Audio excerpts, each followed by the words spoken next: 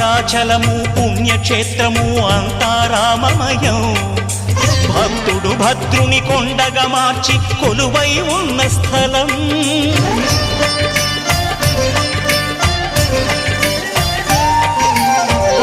భక్తితో రామదాసు ఈ ఆలయమును కట్టించనయా.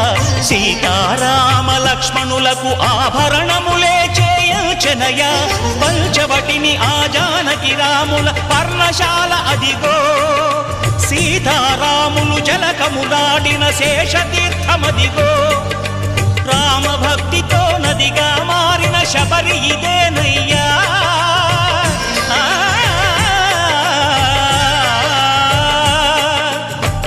భక్తితో నదిగా మారిన శబరి ఇదేనయ్యా.